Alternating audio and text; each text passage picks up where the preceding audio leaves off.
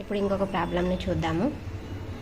4 to the power of 61, 4 to the power of 62, 4 to the power of 63, 4 to the power of 64 divisible by which number అని ఇచ్చారు. జనరల్గా ఈ ప్రాబ్లమ్ని చూడగానే చాలా భయపడతాము, బట్ కామన్గా ఉండే ట్రిక్ని మనం తెలుసుకుందాము.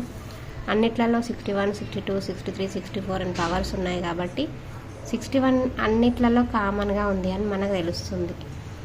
4 to the power of 61ని కామన్ తీద్దాం. ఇక్కడ 4 to the power of 61 common తీస్తే ఇక్కడ 1 ప్లస్ ఇక్కడ ఎంత ఉంది, 4 to the power of 1 ఉంటుంది. అండ్ ఇక్కడ ఎంత ఉంది, 4 to the power of 61 తీసేస్తే 4 స్క్వేర్ ఉంటుంది. 4 స్క్వేర్. ఇక్కడ 4 to the power of 61 తీసేస్తే 4 క్యూబ్ ఉంటుంది. 4 క్యూబ్.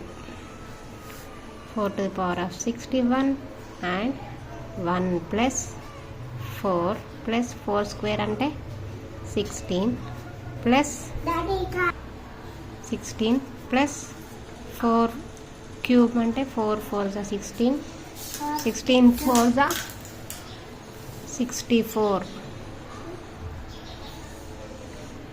ఇవి యాడ్ చేద్దాము. 61 7 1 plus 4 5 5 plus 16 21 అంటే 5 85. 4 to the power of 61 ఇంకా 85 ఉంది. 85 ఈ ఆప్షన్స్లో ఏ ఆప్షన్తో డివిజిబుల్ అవుతుంది? 7తో పోదు, 9తో పోదు, 11తో డివిజిబుల్ కాదు, 7తో అవుతుంది.